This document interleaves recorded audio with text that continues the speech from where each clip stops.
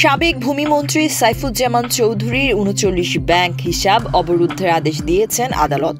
৫ March বুধবার ঢাকা মহানগর দায়রা জজ মোহাম্মদ জাকির হোসেন গালিবের আদালত দুদকের আবেদনের পরিপ্রেক্ষিতে আদেশ দেন। এসব হিসাবে তার ৫,২৬,৮৩,০৮৫ টাকা রয়েছে। দুদকের পক্ষে আবেদন করা হয়েছে বলে আদালত সূত্রে জানা গেছে। আবেদনে বলা হয়েছে, সাইফুজ্জামান চৌধুরীর বিরুদ্ধে মানি লন্ডারিং এর অভিযোগ অনুসন্ধানের জন্য টিম গঠন করা হয়েছে।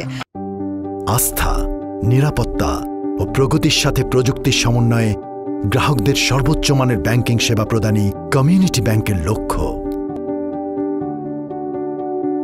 কমিউনিটি ব্যাংক, সবার ব্যাংক।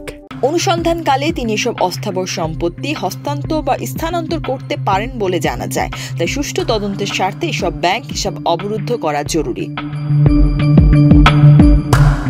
এর আগে গত ৭ অক্টোবর সাবেক মন্ত্রী সাইফুজ্জামান চৌধুরী ও তার স্ত্রী রুকমিলা জামানের দেশ ত্যাগে নিষেধাজ্ঞা দেন আদালত। গত ১৭ অক্টোবর সাবেক ভূমিমন্ত্রী সাইফুজ্জামান চৌধুরী ও তার পরিবারের নামে থাকা দেশ বিদেশে ৫৮০ বাড়ি, অ্যাপার্টমেন্ট, জমি সহ স্থাবর সম্পদ জব্দের আদেশ দিয়েছেন আদালত। এর মধ্যে যুক্তরাজ্যে ৩৪৩টি, সংযুক্ত আরব আমিরাতে ২২৮টি এবং যুক্তরাষ্ট্রে রয়েছে ৯টি বাড়ি। এছাড়া সংযুক্ত আরব আমিরাতে ২টি ব্যাংকের হিসাব ও বাংলাদেশের একটি ব্যাংকের হিসাব অবরুদ্ধের আদেশ দেওয়া হয়েছে। আওয়ামী লীগ সরকার পতনের পর সাইফুজ্জামান চৌধুরী ও তার স্ত্রী রুকমিলা জামানের নামে থাকা সব ধরনের ব্যাংক হিসাব জব্দের নির্দেশ দেয় বাংলাদেশ ফাইন্যান্সিয়াল ইন্টেলিজেন্স ইউনিট।